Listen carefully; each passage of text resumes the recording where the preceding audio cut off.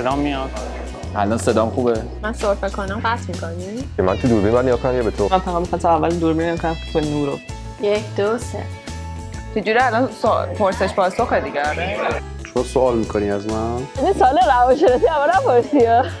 کل اینا رو داری ضبط میکنی الان. شروع شده؟ الان گرفتی؟ الان میگیره؟ نه خیر بلینگ بلینگ نمی کنی دیگه در اون حدشو بلدی. من احساس میکنم آمادگیش ندارم. میشه برم؟ بریم آقا بریم. نوستالژی یعنی چیزایی که جا گذاشتیم که گذاشتم اونی که تو دلت میکنه وقتی یه خاطره خوب، یه خاطره قدیمی. نه همیشه من توی آدم بازگشت به خاطر یعنی یه خیلی میبینم من یاد خاص و صمیمی که در گذشته داشتم.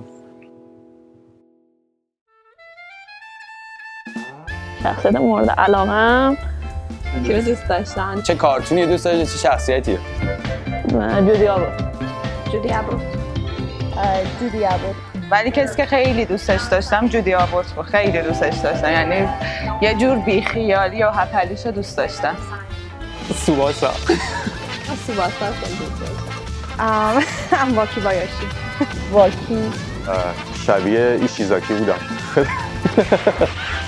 من چه شخصیتی بودم؟ سکوبیدو. داداش کایکو. ای دریایی فکر کنم. عاشقش بودم. خیلی دوستش داشتم سرنتیفیتی. هنوزم خیلی دوستش دارم. من بالو رو خیلی دوست دارم. من همیشه زندگیم دلم میخواست که بالو باشم. اما همیشه احساس میکنم من یه جورایی بیشتر به باگیرا نزدیکم.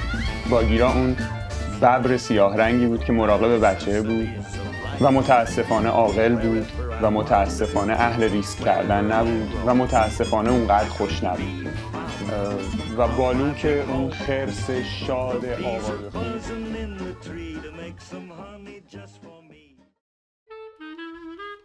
بو بوی ایران بوی قرمه سبزی. بوی قرمه سبزی. بوی قرمه سبزی. شاید بوی کباب یا بوی نون. نونه تافته. نون بربری بیشتر. بوی غذای مامان. کاش مامانم الان اینجا بود یه ماکارونی برام دم میگن. بوی درخت یاس بچگی. بوی یاس خیلی زیاد. بوی هل. چای با عطر هل. بوی سمنوی بازارچه پشت تجریش کوچه زغالیه و بازارچه. بوی خونه وقتی از در خونه میری تو. بوی خاک خیس خورده بارون. یه خاک بارون خورده. یعنی مثلا یه موقعی تهران یه رگباری میزد روح بلند میشد، احساس میکردی که همه چی داره دوباره از تازه میشه.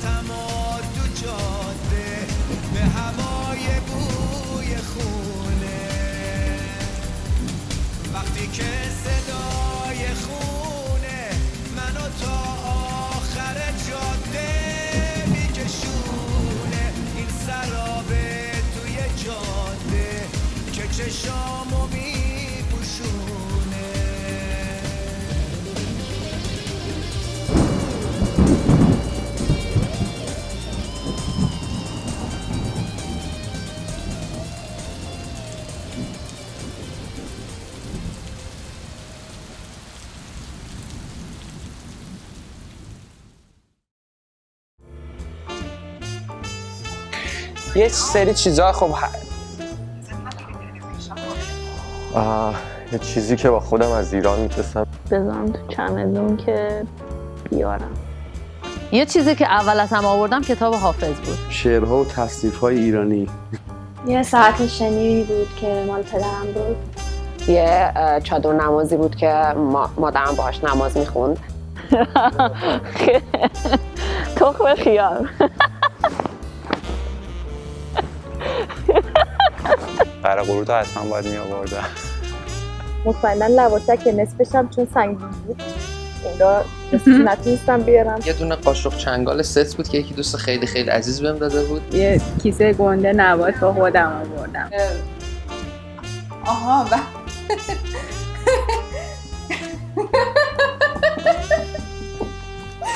اگه همه چی رو میشد با خودم بیارم چی رو میآوردم؟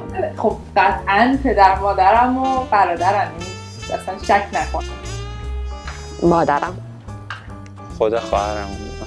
خواستم یه چیزی رو انتخاب کنم، مام بزرگم بود که میذاشتم یه چمدون میآوردمش. اگه که خانواده و چیزای خیلی نزدیکی تو بذاری کنار یه چیز دیگه‌ای که خیلی باشه، من باید بگم بالکن خونه پدری.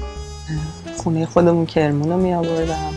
نمیشه مثلا یه شهر آدم کوچیک کنه بذاره تو چمدون. ای کاش آدمی وطنش را همچون بنفشه ها در جهان. وطنش را همچون بنفشه ها میشد با خود ببرد هر کجا که خواست. ای کاش آدمی وطنش را همچون بنفشه ها میشد با خود ببرد هر کجا که خواست. در روشنایی باران، در آفتاب پاک.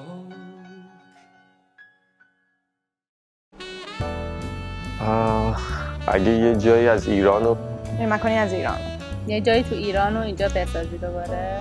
بودجه و ایناش اوکیه دیگه. یه چی فقط میتونم بسازم. آره شاید بدون شک میگم ترقب شاندیز. شاندیز، مشهد، کباب قدیم، مخلفات، مفصل. کل اتوبان یادگار امامو تا موقع تا جایی که خونم میرسه میساختم. یه خیابون شریعتی میساختم. خیابون ولیعصر رو میساختم شاید. آکمه تا میدون تجریش. من خونه قدیم میساختم. فکر میکنم زاینده رودو با تمام پلای روش. من بازار سنتی میساختم. بازار مسگرای میدون نقش جهان اصفهان. بگو بودجه داری بودجه داری. راست اجازه بده شک کنم. میدون نقش جهان و شیخ لطف‌الله. ارگبند. من برای استیت کالج یه بام میساختم، یه چیزی مثل بام تهران. شاید استادیوم آزادی رو بتونیم اینجا بسازیم. استادیوم آزادی کلاً یه پروسه است، یعنی اصلا اینطوری نیست که فقط تو خودش باشه، یعنی از رفتنش شروع میشه که مثلا تو بری یه میدونی که حالا اتوبوس هست، مینی بوسا هم مثلا داد بزن استادیوم مثلا این خودش شروعشه و اینکه رفتن تو استادیوم و کلا یه فضای دیگه است، یعنی اصلا یه چیز دیگه است نداری مثلا میشه که مثلا مردم اینجوری بریزن تو بیان و تو ایران هم خیلی میتونی تو استادیوم آزادی خودتو تخلیه کنی. یعنی من همیشه یادمه که اولین باری که با دوستم تنهایی رفت دادیم استادیوم آزادی ما انقدر جوگیر بودیم که تا خونه اون ور خیابون بود، من اون شعار میداد من جواب میدادم، یعنی اصلا یه وضعی بود. بسم الله الرحمن الرحیم. برنامه‌های ما الان نوروزی میشه. این برنامه بهار، جمشید، دلبر. عید اولی که اینجا بودم، عید اول آمریکا. آره من این عید اینجا رو یادمه. آره خیلی فرق میکرد با تمام عیدایی که قبلش داشتم و بعدش داشتم. عید خیلی فرق میکنه واقعا حس و حالش. مسلماً سخت بود خیلی. خب کسی هم دور و برم نبود، بچه‌ها هم خیلی نمی‌شناختم. یه حس خیلی عجیبی برام داشت که یه جوری خالی بود. دلتنگ. عید نبود. سال تحویل یک حکایتی بود. همیشه کنار خانواده معلوم بود یه سری چیزا خاص. روزای عید فامیلامون میومدن، همه جمع میشدن خونه مادر بزرگم. مثلا اینکه خب عادت داری که همه جا مثلا تق و لق باشه، همه بریم توی فاز عید و خرید و چهارشنبه سوری و مثلا چهارشنبه سوری خود عید اینا همه تعطیلن. خب اینجا خب وسط درس بخش مهمش اصلا مغزمون پیش درس‌ها و ددلاین‌هاست، حالا وسطش بعد یه چهارشنبه سوری هم پاشیم بریم، وسطش مثلا حالا یه سفره حبسی نباشه. احساس نمی‌کنم چون اینجا دانشگاهه، اینجا تعطیل نیستی، مثلا همش باید بری و بیای و کسی اینجا متوجه نمیشه بگه آقا من سال نو که کارات برس. حس عید اول هروله بود، من سر کلاس بودم تا ساعت 1:30 باید سر کلاس می بودم و 1 سال تحویل بود. من ساعت 12:30 از سر کلاس اومدم بیرون برای اینکه برسم به سال تحویل. این یه اتفاقی بود که اصلا امکان نداشت در ایران برای ما بیفته که ما از سر کلاس بیایم بریم برای سال تحویل. چی کمه؟ چی کمه اینجا؟ من بگم بگو شما. مامان بابام کمه.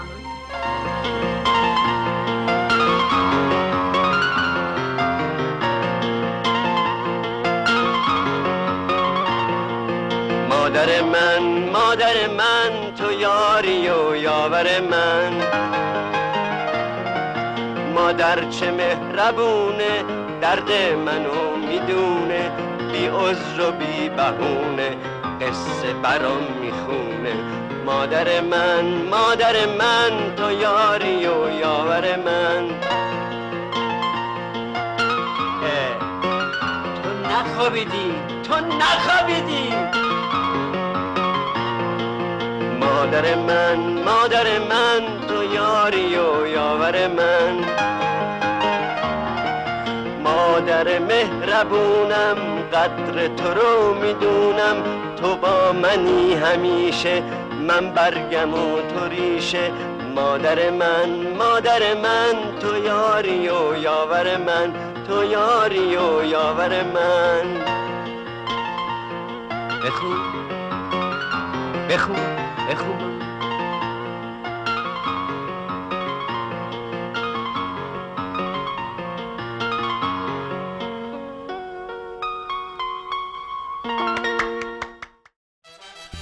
امروز خوشحالم.